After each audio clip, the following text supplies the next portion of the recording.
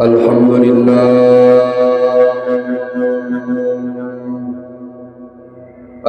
لله نحمده ونستعينه ونستغفره ونؤمن به ونتوكل عليه ونعوذ بالله من شرور أنفسنا من يهده الله فلا مضل له ومن يضلله فلا هادي له ونشهد أن لا إله إلا الله وحده لا شريك له ونشهد أن سيدنا وسندنا وحبيبنا ومولانا محمدا عبده ورسوله الذي أرسله الله تعالى بالحق بشيرا ونذيرا وداعيا إلى الله بإذنه وسراجا وقمرا منيرا فقد قال الله تعالى في كلامه المجيد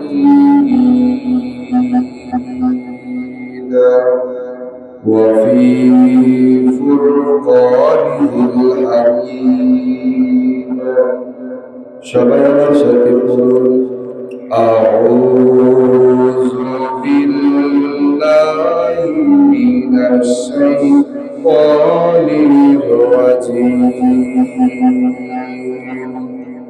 بسم الله الرحمن الرحيم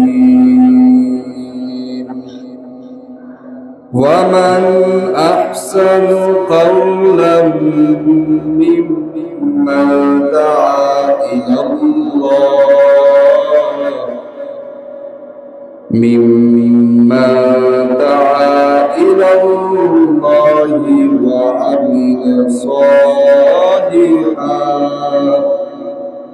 وعمل صالحا وقال إنني من المسلمين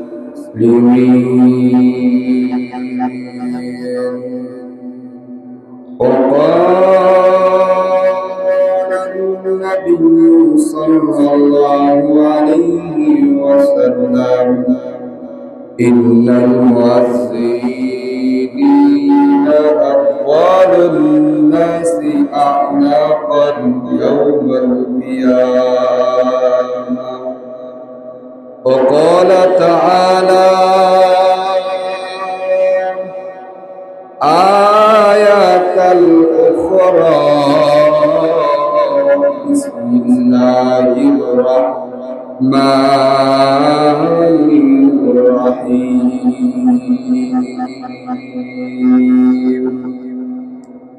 يا أيها الذين آمنوا صلوا عليه وسلموا تسليما محبة نماز الشريف اللهم صل على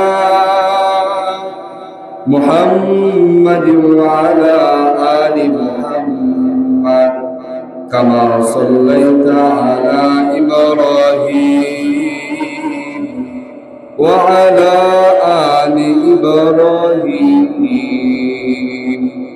إنك حميد مجيد اللهم بارك على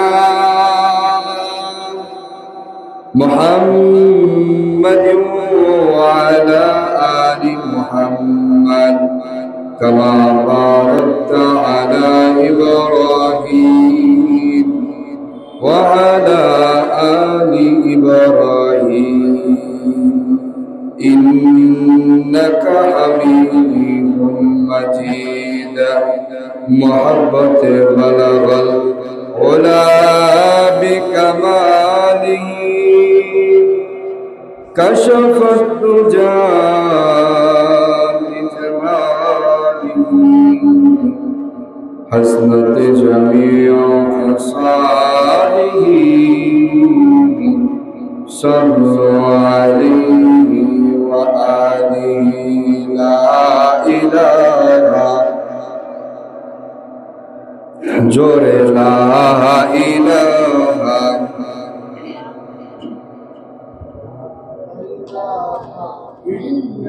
لا إله لا إله إلا الله لا إله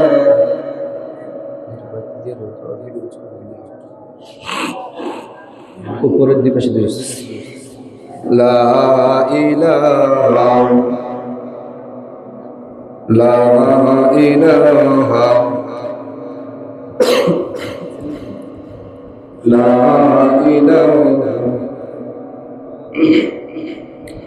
হায়াতের মালিক যেই আল্লাহ মওতের মালিক সেই আল্লাহ লা ইলাহা উপরে লা ইলাহা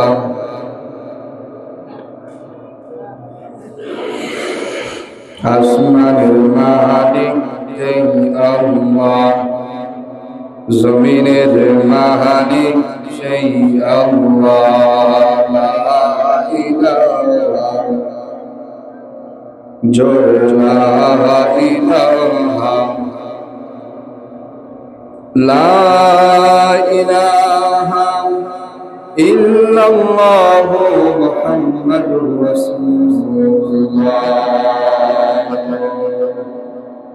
সাল্লাল্লাহু আলাইহি ওয়াসাল্লাম সকলে পড়ি সাল্লাল্লাহু আলাইহি ওয়াসাল্লাম।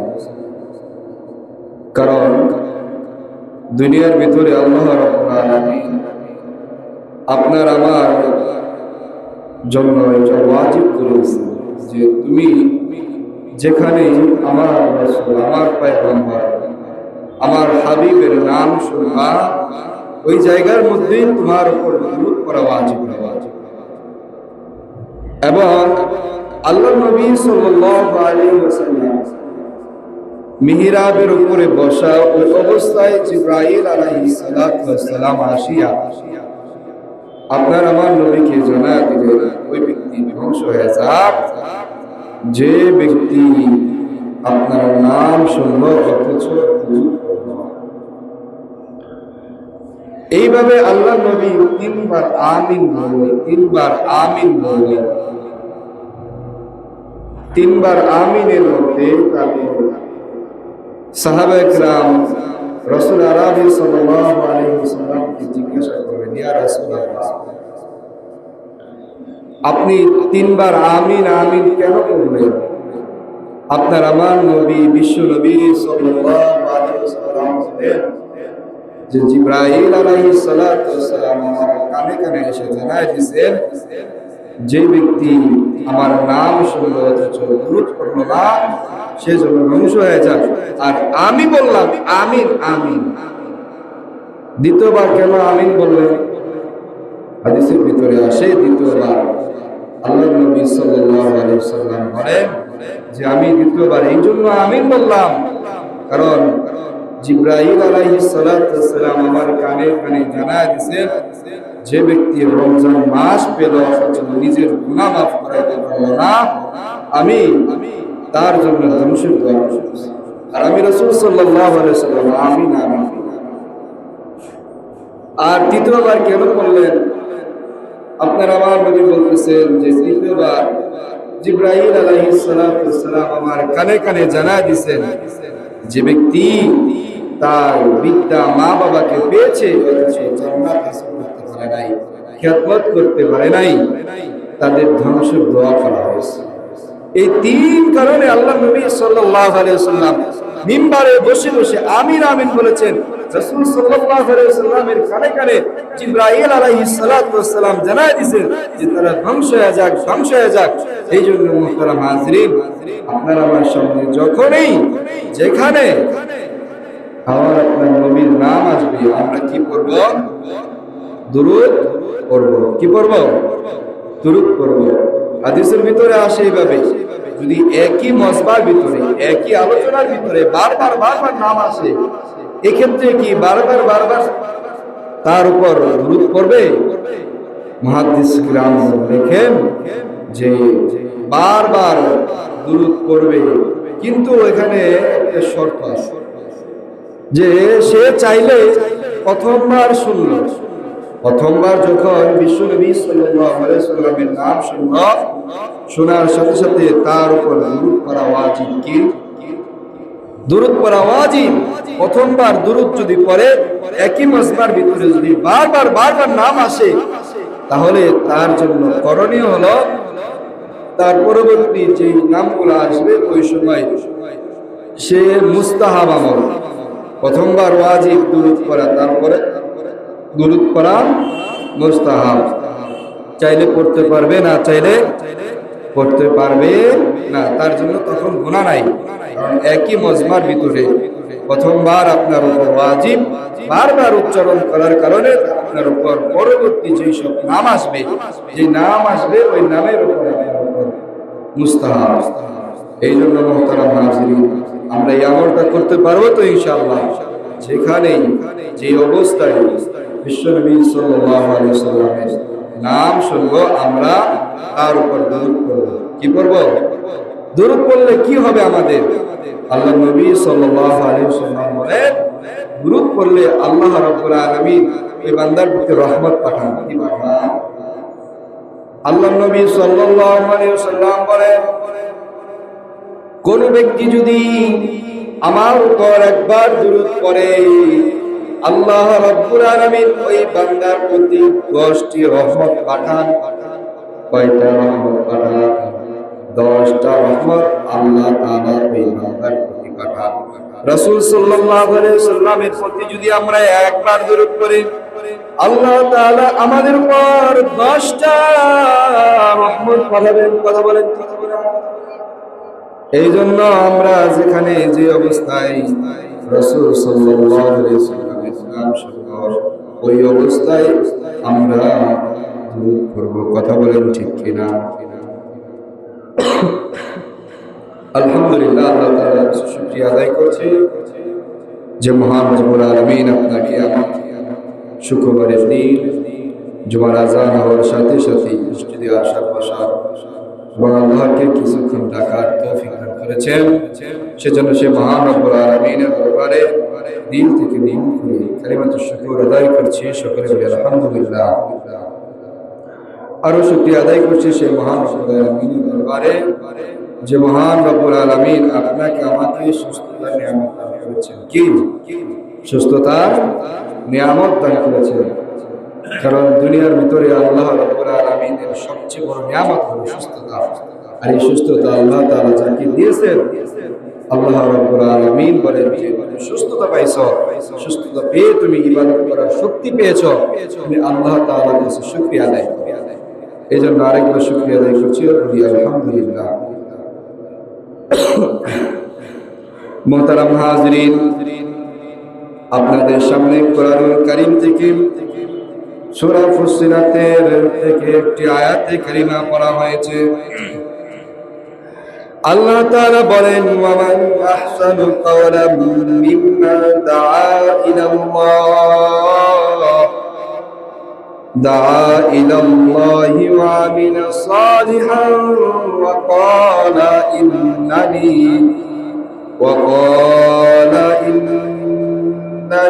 মিনাল মুসলিমুন।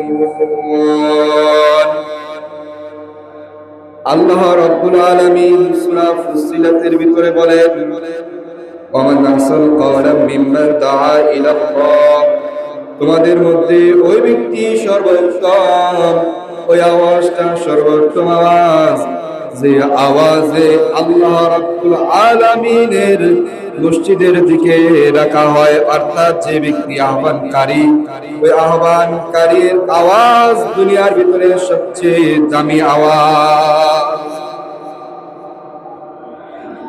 আমাদের মুয়াজ্জিন সাহেব আমাদেরকে কি বলে ডাকে?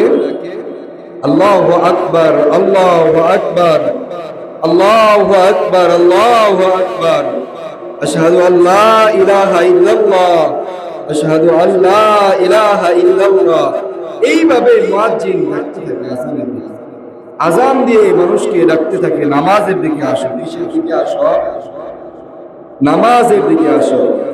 এখন দুনিয়াতে যখন আজান ছিল না, তখন মানুষদেরকে কিভাবে ডাকা হবে? কিভাবে ডাকা হতো? যখন আজান ছিল না, আজান ছিল না, তখন মানুষদেরকে নামাজের জন্য কিভাবে ডাকা হতো? এটা ইসলামের শুরু লগ্নের কথা। তখন রাসূল আরবি সাল্লাল্লাহু আলাইহি ওয়াসাল্লাম বলেন যে ওই সময় মানুষদেরকে ডাকা হইল এইভাবে যে ওই সময় হইলে মানুষ একটা আন্দাজ অনুমান করে নামাজে যাইত। কি একটা সময় আন্দাজ করে অনুমান করে নামাজে যাইত। প্রাথমিক পর্যায়ে যেভাবে মানুষ নামাজ পড়তে আসতো, যখন আজানের ইতিহাস তখন হয় নাই, আজানের ইতিহাসের পূর্বের কথা, তখন মানুষ অনুমান করে নামাজে আসতো। কি অনুমান করে নামাজে আসতো? রাসূল আরবি সাল্লাল্লাহু আলাইহি ওয়াসাল্লাম এবং সাহাবায়ে কেরাম দেখলেন যে অনুমান করে নামাজে আসাতে কেউ আগে আসে, কেউ পরে আসে, জামাত পায় না। তেমন অবস্থায় সকল সাহাবী রাসূল সাল্লাল্লাহু আলাইহি ওয়াসাল্লামের দরবারে একদিন বসলেন। বসার পর এক একজন রাসূল সাল্লাল্লাহু আলাইহি ওয়াসাল্লাম এর কাছে বলতেছেন যে ইয়া রাসূলুল্লাহ, এইভাবে অনুমান করে নামাজে আসাতে কেউ আসতে পারে, কেউ আসতে পারে না, এখন আমরা কি করব? তখন রাসূল সাল্লাল্লাহু আলাইহি ওয়াসাল্লাম সকল সাহাবীর কাছ থেকে একে একে পরামর্শ নিতে লাগলেন। এক একজন বলতে লাগলো ইয়া রাসূলুল্লাহ, ইয়া হাবিবাল্লাহ, নামাজের সময় হলে ঘন্টি বাজানো হবে, নামাজের সময় যখন হবে ঘন্টি বাজানো হবে, এই ঘন্টির আওয়াজ শুনে সকল মানুষ নামাজে হাজির হয়ে যাবে। তখন কেউ বলতে লাগলো ঘন্টি বাজানো যাবে না, ঘন্টি তো হিন্দু ধর্মের ভিতরে যারা মূর্তি পূজারী আছে তারা ঘন্টি বাজায় উপাসনা করে, তাদের সাথে আমাদের ইবাদতের মিল রাখা যাবে না, ঘন্টি বাজানো যাবে না। অপর আরেকজন বলে উঠলো তাহলে ঘন্টি না বাজালে তাহলে আগুন ধরিয়ে ধোঁয়া করা হোক, ধোঁয়া উড়ালে আকাশে, ওই সময়ের ভিতরে আকাশে যখন ধোঁয়া দেখবি, ধোঁয়া দেখার পর মানুষ মনে করবে নামাজের সময় হয়ে গেছে, তখন নামাজে আসবেন। তখন একজন বলে উঠলো না না, আগুন দিয়া ধোঁয়া দিয়া মানুষকে নামাজের জন্য ডাকা যাবে না। কেন যাবে না?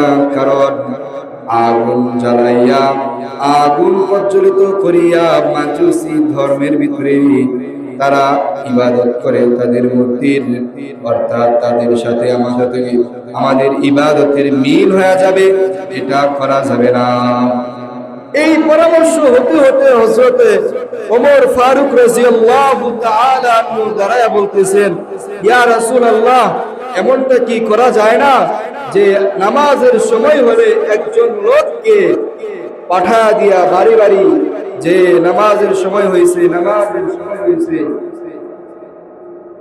তখন আল্লাহর নবী সাল্লাল্লাহু আলাইহি ওয়াসাল্লাম হযরত বেলাল রাদিয়াল্লাহু তাআলা নুকে ডাক দিলেন, এ বেলাল, তুমি কোথায় আছো? হাজির হয়ে যাও। বেলাল রাদিয়াল্লাহু তাআলা হাজির হয়ে গেলেন। বেলাল রাদিয়াল্লাহু তাআলা নুকে বলে দিলেন, তুমি বাড়ি বাড়ি ডাইকা মানুষকে নামাজের সময় নিয়ে আসবা। পরে তারপরেও দেখা যাইতেছে বাড়ি বাড়ি কয়জনকে ডাকা হবে, এই সিদ্ধান্ত চেঞ্জ হয়ে গেল। আল্লাহর নবী সাল্লাল্লাহু আলাইহি ওয়াসাল্লাম সিদ্ধান্তের উপর উপনীত হতে পারলেন না।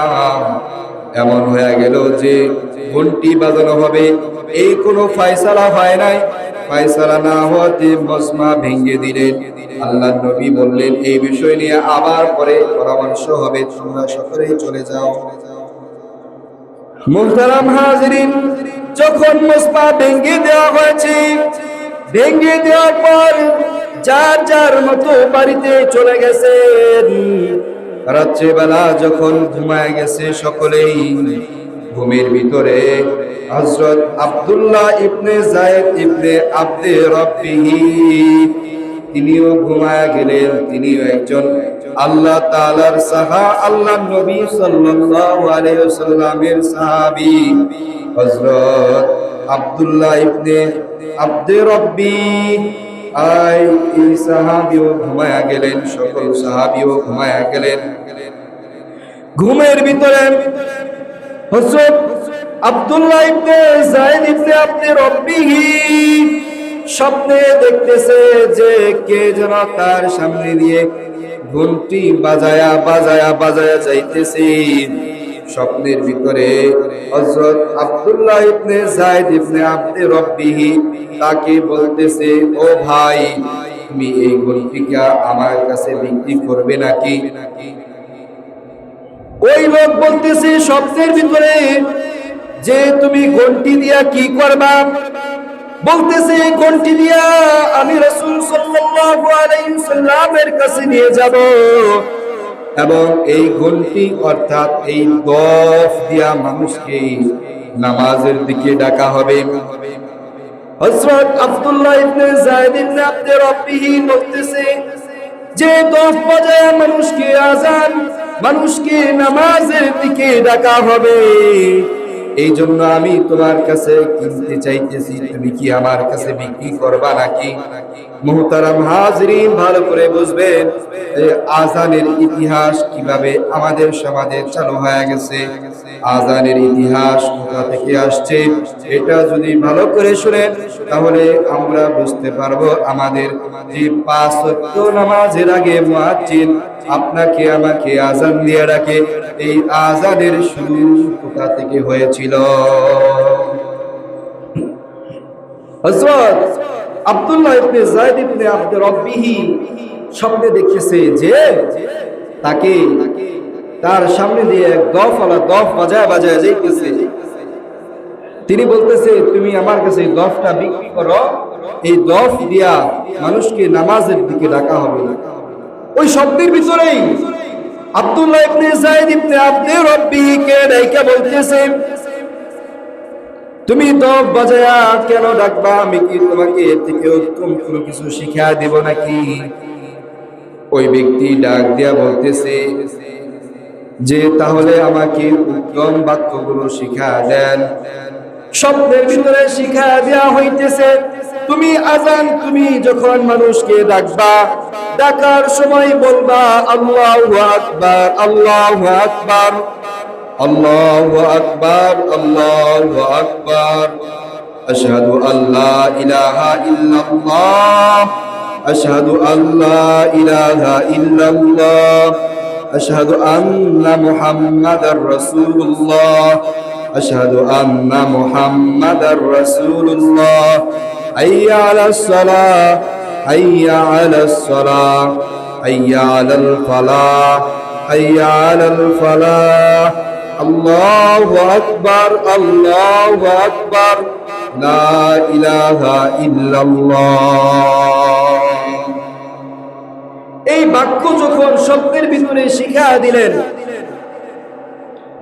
আব্দুল্লাহ ইবনে যায়েদ ইবনে আব্দে রব্বিহি সকালবেলা যখন ভোরবেলা যখন তার ঘুম ভাঙলো, ভাঙার সাথে সাথে দৌড়ায় চলে গেলেন আল্লাহ তাআলার পয়গম্বর রাসূল সাল্লাল্লাহু আলাইহি ওয়াসাল্লামের দরবারে।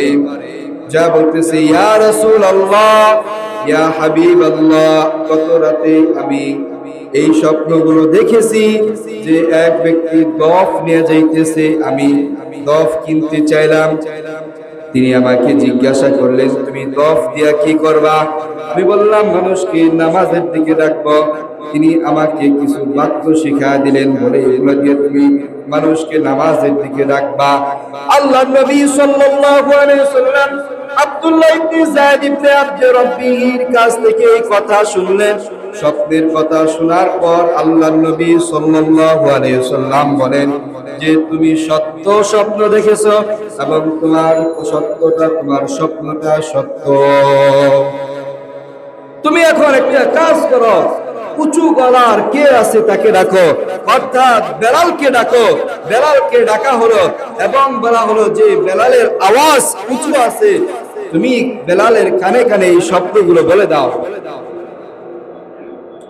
আব্দুল্লাহ ইবনে যায়েদ ইবনে আব্দে রাব্বিহি বেলাল রাদিয়াল্লাহু তাআলা নুকে ডাকা হলো। বেলাল রাদিয়াল্লাহু তাআলা নুকে উঁচু টিলার উপর দাঁড় করিয়ে দেওয়া হলো। মুসলমান ভাইরা আমার, তখনকার মানুষের আওয়াজ ছিল বড় ভারী আওয়াজ, অনেক দূর পর্যন্ত আওয়াজ শোনা যাইত। কথা বলেন ঠিক কিনা? এই জামানার ভিতর এমন এমন কিছু লোক ছিল যাদের আওয়াজ বড় উঁচু। কথা বলেন ঠিক কিনা? মুহতারাম হাজিরিন, আমি আমার দাদাজান রহমাতুল্লাহি আলাইহিকে দেখি নাই, কিন্তু মানুষের মুখে মুখে শুনি আমার দাদা মসজিদে আজান দিত, যখন উঁচু জায়গায় দাঁড়ায় আজান দিত, এখান থেকে নাকি ওই নামাপাড়া ওই দিক থেকে মিরবাগ পর্যন্ত আওয়াজ শোনা যাইত। এরকম লম্বা আওয়াজ ছিল তাদের। আল্লাহ রাব্বুল আলামিন আমার দাদাজান রহমাতুল্লাহি আলাইহিকে জান্নাতের উচ্চ মাকাম দান করুন। সকলে বলেন আমিন। মানুষের মুখে মুখে শুনি দাদাজানের নাকি অনেক আওয়াজ ছিল গলার ভিতরে, তিনি নাকি মসজিদে আজান দিত। আমাদের এলাকায় যে মসজিদ আছে এই মসজিদে আজান দিত, অনেক দূর পর্যন্ত মানুষ শুনতো যে পাশান আলী আজান দিতেছে। মুহতারাম হাজিরিন, যে কথা বলতেছিলাম, আল্লাহর নবী সাল্লাল্লাহু আলাইহি ওয়াসাল্লামের কাছে স্বপ্নের কথা বলা হলো। বেলালকে ডাকা হলো, বেলালকে উঁচু টিলার উপর দাঁড় করিয়ে দেওয়া হলো। বেলাল রাদিয়াল্লাহু তাআলা আওয়াজ বড় উঁচু আওয়াজ। কি আওয়াজ? উঁচু আওয়াজ। উঁচু টিলার উপর দাঁড়ায় যখন বেলাল আযান দেয়, আল্লাহু আকবার, আল্লাহু আকবার, আল্লাহু আকবার, আল্লাহু আকবার, আশহাদু আল্লা ইলাহা ইল্লাল্লাহ, আশহাদু আল্লা ইলাহা ইল্লাল্লাহ, আশহাদু আন্না মুহাম্মাদার রাসূলুল্লাহ, আশহাদু আন্না মুহাম্মাদার রাসূলুল্লাহ, হাইয়া আলাস সালাহ, হাইয়া আলাস সালাহ, হাইয়া আলাল ফালাহ, হাইয়া আলাল ফালাহ, আল্লাহু আকবার, আল্লাহু আকবার, লা ইলাহা ইল্লাল্লাহ। এই আওয়াজ যখন দিছে, এই উঁচু আওয়াজে পুরা মক্কার ভিতরে মানুষের ভিতরে গর্জন উঠে গেল। কে এই সুন্দর বাক্য দিয়ে মানুষকে ডাকে? সকলেই দৌড়ে রাসূল সাল্লাল্লাহু আলাইহি সাল্লামের দরবারের দিকে আসে। অপরদিকে হযরত ওমর রাদিয়াল্লাহু তাআলা কোনমতে একটা চাদর গায়ে দিয়া চাদর মাটিতে ছেঁচড়াইতে রাসূল সাল্লাল্লাহু আলাইহি ওয়াসাল্লামের দরবারে চলে আসলেন। রাসূল সাল্লাল্লাহু আলাইহি ওয়াসাল্লামের দরবারে আসিয়া বলেন, ইয়া রাসূলুল্লাহ, ইয়া হাবিবাল্লাহ, খোদার কসম করে বলছি যে এই বাক্যে মানুষকে এখন ডাকা হলো, গত রাত্রে আমি সেম এই স্বপ্ন দেখেছি। আমার স্বপ্নের ভিতরে কে যেন আয়েশা আমাকে এই বাক্যগুলো শিখায় দিতেছি। তাহলে আমাদের সমাজে যে আজান প্রচলিত, এই আজানের ইতিহাস ওই শুরুমাত্র থেকে, যে মানুষ কিভাবে আজান দেবে, মানুষকে কিভাবে নামাজের দিকে রাখবে, সর্বপ্রথম মানুষ অনুমান করে নামাজে আসতো। একটা সময় অনুমান করে নামাজে আসতো। যখন এই অনুমান করে নামাজে আসে, রাসূল সাল্লাল্লাহু আলাইহি ওয়াসাল্লাম দেখেন যে সকলেই তো একত্রিত নামাজ পড়তে পারে না, কেউ আগে আসে কেউ পরে আসে। তখন সকল সাহাবায়ে কেরামকে নিয়ে পরামর্শ করা হলো কিভাবে মানুষকে ডাকা যাবে। তখন পরামর্শ হলো, কেউ বলল দফ বাজানোর জন্য, কেউ বলল সিংহায় ফু দেওয়ার জন্য, কেউ বলল আগুন প্রজ্বলিত করার জন্য। রাসূল সাল্লাল্লাহু আলাইহি সাল্লাম কোনো সিদ্ধান্ত নিলেন না। ওই রাত্রির ভিতরে রাসূল সাল্লাল্লাহু আলাইহি সাল্লামের সাহাবী হযরত আব্দুল্লাহ ইবনে যায়েদ ইবনে আব্দুর রাব্বি স্বপ্ন দেখলেন যে এক দফওয়ালা দফ বাজাইতে বাজাইতে যাইতেছে এবং তাকে ডাক দিয়ে বলতেছে, তোমার দফটা আমার কাছে বিক্রি করে দাও, এই দফ বাজায়া মানুষকে নামাজের দিকে ডাকবো। ওই ব্যক্তি যায়েদ ইবনে আব্দুর রাব্বিকে ডাক দিয়া বলেন যে এর থেকে কি তোমাকে আমি উত্তম কোনো বাক্য বা শব্দ শিখিয়ে দেব? তখন এই কালিমাগুলো, এই বাক্যগুলো থেকে শিখিয়ে দেওয়া হলো। ওইখান থেকে শুরু হলো আমাদের এই আযানের ইতিহাস। মুহতারাম হাজিরিন, আযান দিলেন মুয়াজ্জিনের কি ফজিলত বা আযান দিলে আযানের কি ফজিলত? আমরা তো সমাজে মনে করি যে আযান শুধু মুয়াজ্জিনই দিবে। না না মুহতারাম হাজিরিন, আযান সমাজের প্রত্যেক এলাকার প্রত্যেক লোককে দেওয়া উচিত। কারণ আল্লাহ নবী সাল্লাল্লাহু আলাইহি ওয়াসাল্লাম বলেন, যে ব্যক্তি আযান দিবে তাকে আল্লাহ রাব্বুল আলামিন কিয়ামতের ময়দানে তার গলা উঁচু করে দিবেন। কি উঁচু করে দিবেন? গলা উঁচু করে দিবেন।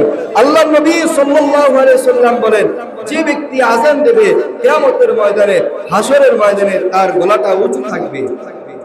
এই উঁচুর ব্যাখ্যা হাদিসের ভিতরে আসে যে আমরা যখন বাজারে যাই বা বিভিন্ন বোর্ডে যখন আমাদের রেজাল্ট বের হয়, আমরা যখন খুব আকর্ষণ নিয়ে মানুষের ভিড়াভিড়ির ভিতরে উকাউকি করে চাই, বা একটা বড় মাছ বাজারে আসছে, মানুষ ভিড়, এই ভিড়ের মধ্যে পিছন থেকে যে ব্যক্তি উকি দিয়া চাইলো তার গাটা একটু উঁচু উঁচু লাগলো না?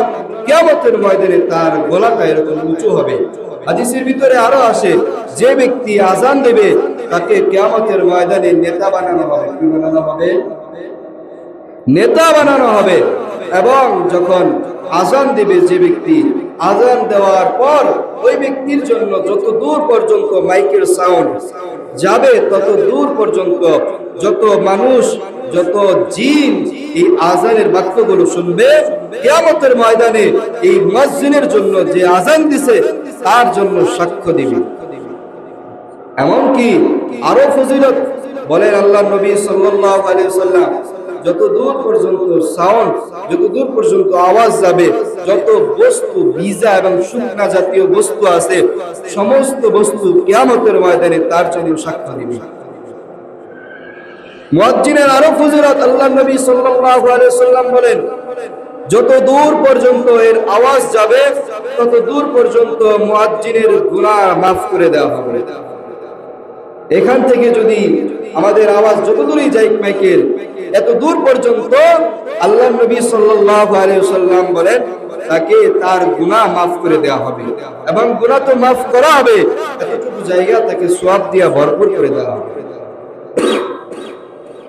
আল্লাহ নবী সাল্লাল্লাহু আলাইহি ওয়াসাল্লাম আরো বলেন, যে ব্যক্তি আযান দিবেন, যে ব্যক্তি আযান দিবে, আযান দেওয়ার পর তার আযান শুনে যত মানুষ নামাজে আসবে, ওই মানুষের প্রত্যেকের আলাদা আলাদা যে সওয়াব হবে, সব সওয়াব যদি একত্রে এক জায়গায় জমা করা হয়, যে সওয়াব একত্রে জমা করা হইল মুয়াজ্জিন আযান দেওয়ার কারণে তারা নামাজে আসছে, এই জন্য তাদের থেকে অধিক পরিমাণ সওয়াব ওই মুয়াজ্জিনকে দেওয়া হবে।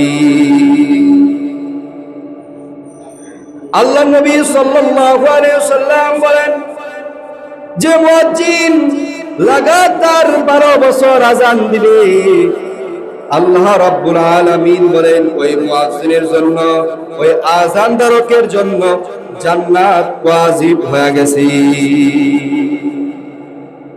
যে লাগাতার 12 বছর আযান দিবে তার জন্য আল্লাহ রাব্বুল আলামিন বলেন যে জান্নাত ওয়াজিব হয়ে গেছে। এই জন্য মুহতারাম হাজিরিন, আযান দিলে এত ফজিলত, আমরা তো সমাজে আযান দিতে চাই না। এই জন্য মুহতারাম হাজিরিন, প্রত্যেকেরই আযান শেখা দরকার আছে কি নাই? মুহতারাম হাজিরিন, আল্লাহ নবী সাল্লাল্লাহু আলাইহি ওয়াসাল্লাম আরেক কথা বলেন, আল্লাহ তাআলার কাছে সরাসরি দোয়া করেন, ইয়া আল্লাহ যে ব্যক্তি আযান দেয় তার জন্য আল্লাহর নবী সাল্লাল্লাহু আলাইহি ওয়াসাল্লাম দোয়া করেন, যে ব্যক্তি আযান দিল তাকে তুমি maaf করে দাও, তার জন্য মাগফিরাতের দোয়া স্বরূপ আল্লাহর নবী সাল্লাল্লাহু আলাইহি ওয়াসাল্লাম করেন। এজন্য আমরা প্রত্যেকেই চেষ্টা করব যে জীবনে একবার হলেও মাইকে আযান দেওয়া। পারবো তো ইনশাআল্লাহ? যারা আমরা আযান পারি না, জীবনে একবার হইলেও মসজিদে আযান দেওয়ার জন্য একবার হইলেও আমরা আযান দেব। কারণ আমরা আযান দিলে কিয়ামতের ময়দানে এই আযান দেওয়ার কারণে যত মানুষ, যত জিন শুনবে, আমার আপনার জন্য সুপারিশদার হয়ে যাবে। যত বস্তু, শুকনা এবং ভিজা বস্তু আছে, যারা শুনবে সকলেই কিয়ামতের ময়দানে আপনার আমার জন্য সুপারিশকারী হয়ে যাবে, আপনার আমার জন্য সুপারিশ করবে, সাক্ষ্য দিবে। এবং আল্লাহ নবী সাল্লাল্লাহু আলাইহি ওয়াসাল্লাম স্বয়ং দোয়া করেছেন, যে ব্যক্তি আযান দেয় আল্লাহ নবী সাল্লাল্লাহু আলাইহি ওয়াসাল্লাম বলেন, আয় আল্লাহ তুমি তাকে maaf করে দাও। এজন্য আমরা পারবো তো ইনশাআল্লাহ? আরেক ফজিলত আছে যে ব্যক্তি আযান দেয়, আযান শোনার পর আল্লাহ নবী সাল্লাল্লাহু আলাইহি ওয়াসাল্লাম বলেন, আযান শুরু হওয়ার সাথে সাথে শয়তান পলাইতে শুরু করে। শয়তান পালাতে পালাতে এত দূর পর্যন্ত চলে যায়, শয়তান বহু দূর পর্যন্ত চলে যায়, যাতে তার কানে আওয়াজ তার কানের ভিতরে এই আযানের আওয়াজ না যায়। আবার যখন মুয়াজ্জিন আযান শেষ হয়ে যায়, শয়তান আবার চলে আসে। আসার পর মসজিদের গেটে মসজিদে বসে যায়। বসে কে নামাজ পড়তে আসবে দেখেন, আপনার আমার সাথে মিলায় দেখেন মিলে কিনা। নামাজে আসবে, আসার পর নামাজে দাঁড়ানোর পর যখন ইকামত বলা হয়, ইকামত যখন বলা হয়, যত দূর পর্যন্ত আওয়াজের সাউন্ড যায় তত দূর পর্যন্ত শয়তান ভেগে যায়। ইকামত দেওয়ার সময় আবার শয়তান আবার পালাইতে থাকে, যত দূর পর্যন্ত আওয়াজ যায় তত দূর পর্যন্ত শয়তান দূরভূত হয়ে যায়। শয়তান কেন পালায়? আল্লাহর নবী সাল্লাল্লাহু আলাইহি ওয়াসাল্লাম বলেন, শয়তান এই জন্য পালায় যে কিয়ামতের ময়দানে যত দূর পর্যন্ত আওয়াজের সাউন্ড যাবে, যত দূর পর্যন্ত আযানের ধ্বনি যাবে, তত দূর পর্যন্ত যত মানুষ, যত জিন, যত বস্তু, শুকনো জিনিস, ভিজা জিনিস আছে, সব কিছু আল্লাহ তাআলার দরবারে এই মুয়াজ্জিন, যে ব্যক্তি আযান দিয়েছে, তার জন্য সুপারিশ করবে, তার জন্য সাক্ষ্য দিবে। কিয়ামতের ময়দানে হাদিসের ব্যাখ্যার ভিতরে আসি, শয়তান এই জন্য পালায়, শয়তান কিয়ামতের ময়দানে সাক্ষী দেওয়া লাগবে, এই জন্য শয়তান আযান যত দূর পর্যন্ত যায় তার বাহিরে চলে যায়, যাতে তার কানে আওয়াজ না যায় এবং কিয়ামতের ময়দানে তার যেন সাক্ষ্য না দেওয়া লাগে। এই জন্য শয়তান পলায়ন করে। শয়তান কেন পলায়ন করে? শয়তান এই জন্য পলায়ন করে, কিয়ামতের ময়দানে যত দূর পর্যন্ত আওয়াজ যায়, সব বস্তু, মানুষ, জিন, ইনসান সব কিছু আল্লাহ তাআলার কাছে সাক্ষ্য দিবে, সব কিছু আল্লাহ তাআলার কাছে সুপারিশ করবে। শয়তান বলে, আমি এই জন্য পলায়ন করে, হাদিসের ব্যাখ্যার ভিতরে আসে, শয়তান এই জন্য পলায়ন করে যাতে কিয়ামতের ময়দানে তাকে সাক্ষ্য না দেওয়া হয়। দ্বিতীয় কারণ শয়তান এই জন্য পলায়ন করে, কারণ আযানের দ্বারা মানুষ নামাজে আসে। কথা বলেন ঠিক কিনা? নামাজের ভিতরে সিজদা আছে কি নাই? নামাজে সিজদা নাই। শয়তান এই জন্য পালায়। মুহাদ্দিস কিরামগণ বলেন, শয়তান দ্বিতীয় কারণে এই জন্য পলায়ন করে যে আযানের দ্বারা মানুষকে ডাকা হয়, মানুষ তো নামাজে আসবে, নামাজে আইসা সিজদা দিবে। আর শয়তান এই জন্য আল্লাহ তাআলার কাছে বড় দুশমন, মানুষের কাছে বড় দুশমন হয়ে গেছে। যে সিজদার কারণে, যে আদম আলাইহিস সালাতু ওয়াস সালামকে যখন বানাইলেন, বানানোর পর শয়তানকে বলা হলো, তখন তো আর শয়তান ছিল না, তখন এই শয়তানকে বলা হয়েছিল তুমি সিজদা করো। শয়তান বলে, আমি এই মানুষকে, মাটির সৃষ্টিকে আমি সিজদা করব না, আমি তো উত্তম। শয়তান ওখান থেকে শয়তান হয়েছে সিজদার কারণে। আর আযান দেওয়া হয় মানুষকে নামাজের জন্য, নামাজের ভিতরে আযান, নামাজের ভিতরে সিজদা আছে, এই সিজদা মানুষ দিবে, এই জন্য ওই শয়তান পলায়ন করে। শয়তান যখন ইকামত শেষ হয়ে যায়, আবার নামাজের ভিতরে যখন দাঁড়ায় যায়, শয়তান মানুষকে আয়েশা বলতে থাকে, যে 2003 সালে 2005 সালে ছোটবেলায় অমুক পুকুরে পড়ে গেছিলি, অমুক জায়গায় গেছিলি, অমুক জায়গায় বাজারে গেছিলি, টাকা পড়ে গেছে, এইসব আজে বাজে যত কথা আছে সব মনে করাইতে পারে। কথা বলেন ঠিক কিনা? নামাজে দাঁড়াইলে যত আজে বাজে কথা সব মনে হয়ে যায়। কথা বলেন ঠিক কিনা? যত আজে বাজে জিনিস আছে। এবং আল্লাহর ওলি ছিল যে তার একটা জিনিস হারায় গেছে, তখন তার বিবি বলেছিল যে আপনি নামাজে দাঁড়ান, ওই জিনিসটা পেয়ে যাবেন। নামাজে যখন দাঁড়াইছে, দ্বিতীয় রাকাত পড়বে, তখনই তার মনে হয়ে গেছে যে আপনি ওই জিনিসটা ওখানে রাখছেন। কারণ শয়তান তাকে মনে করাই দিয়েছে যাতে তার নামাজের ভিতরে নামাজ থেকে তার মনটা কিভাবে বাহিরে নেওয়া যায়। এইভাবে মুহতারাম হাজিরিন, আমরা যখন নামাজ পড়ব কঠোরভাবে শয়তানের সাথে যুদ্ধ করে নামাজ পড়তে হবে। যখন আমাদের বাহিরে মন চলে যাবে, বাহির থেকে মন ধরে আবার নামাজে আসতে হবে। নামাজে যদি আপনি আমার মনকে ধরে রাখতে পারি, তখনই আপনার আমার সফলতা আসবে। কথা বলেন ঠিক কিনা? এই জন্য মুহতারাম হাজিরিন, যে কথা বলতেছিলাম, জীবনে একবার হলেও এই শয়তান কি আপনার আমার আওয়াজের দ্বারা দৌড়ানো লাগবে। কথা বলেন ঠিক কিনা? জীবনে একবার হইলেও মাইকে আজান দেওয়ার চেষ্টা করবেন, কারণ আপনার আজানের আওয়াজে শয়তান পলায়ন করবে। আপনার আওয়াজে যত বস্তু আছে, যত মানুষ আছে, ইনসান আছে, সবকিছু কিয়ামতের ময়দানে আপনার জন্য সুপারিশ করবে। পারবো তো ইনশাআল্লাহ? আমরা যারা আজান শিখতে পারি নাই, যে আমরা পারি না, আমরা আমাদের কাছ থেকে শিখে নেবেন এবং জীবনে একবার হলেও মসজিদের মাইকে আজান দিবেন, এবং কিয়ামতের ময়দানে আল্লাহ রাব্বুল আলামিন আপনার জন্য এই আজান আপনার আমার জান্নাতের যাওয়ার জন্য ওসিলা হয়ে যাবে।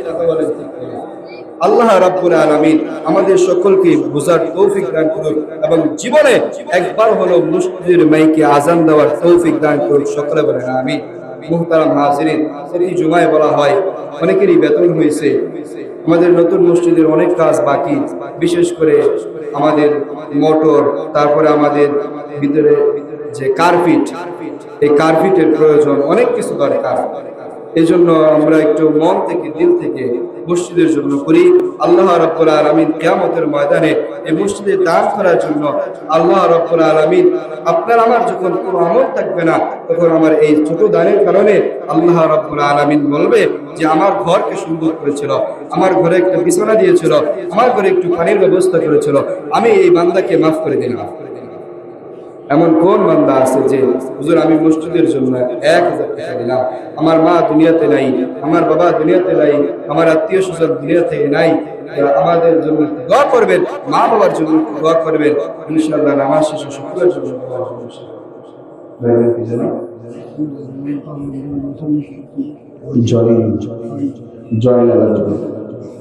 জয়নাল আবেদিন, তার বাবা 10 বছর আগে দুনিয়া থেকে ইন্তেকাল করেছেন। আমরা দোয়া করি আল্লাহ রাব্বুল আলামিন তার বাবাকে জান্নাতের উচ্চ মাকাম দান করুন। সকলে বলেন আমিন। আত্মীয় স্বজন যারা অন্ধকার কবরবাসী হয়ে গেছে, আল্লাহ রাব্বুল আলামিন প্রত্যেককেই জান্নাতের উচ্চ মাকাম দান করুন। সকলে বলেন আমিন। আর যে কাজ করে আল্লাহ রাব্বুল আলামিনের কাজের ভিতরে বরকত দান করুন, সকল বালা মুসিবত থেকে হেফাজত করুন। সকলে বলেন আমিন।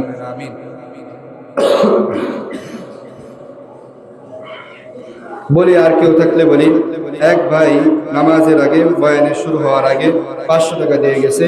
জানি না তার মনে কি মাকসাদ, আল্লাহ রাব্বুল আলামিন তার মঞ্জুর করুক। সকলে বলেন আমিন। বলি আমরা একটু কষ্ট করে বলি, অনেকের হাত ভারী আছে, বেতন হওয়ার পর আমাদের হাত ভারী থাকে। একটু বলি, যারা বেতন পায় না আমরা চেষ্টা করবো ইনশাআল্লাহ, বলে যাই আমরা আগামী সপ্তাহে ইনশাআল্লাহ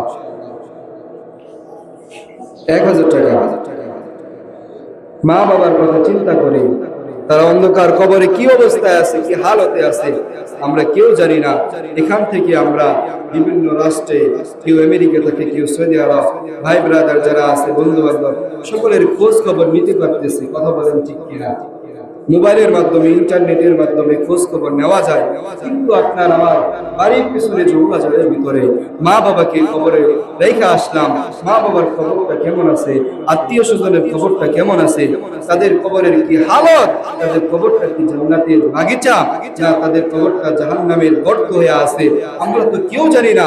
তাদের কথা চিন্তা করে আমরা একটু কষ্ট করে বলি যে হুজুর আমার মা বাবার জন্য, আমার দাদা দাদির জন্য, নানা নানির জন্য আমি মসজিদে 1000 টাকা দিলাম। 1000 টাকা মুহতারাম হাজিরিন, বেশি হয়ে গেলে 500 টাকা, 500 টাকা বলি। এমনও বলতে পারি যে এখন না পারলে আগামী সপ্তাহে দেব ইনশাআল্লাহ। আগামী সপ্তাহে তো মোটামুটি সকলের বেতন হয়ে যাবে। শুধু মনে হয় এলাকায় আমি গ্রুপের বেতন হয়েছে, অন্য গ্রুপের হয়েছে জানি না। যারা বেতন পেয়েছে তারা আমরা একটু বলি, আর যারা পায়নি আমরা একটু ওয়াদা করি আগামী সপ্তাহে দেব ইনশাআল্লাহ। 500 টাকা তো এমন টাকা বেশি না যে এখনকার রিক্সা চালক যারা আছে তারাও চাইলে দৈনিক 1500 টাকা মসজিদে দিতে পারে। কথা বলেন ঠিক কিনা? একটু বলি আমরা, নাই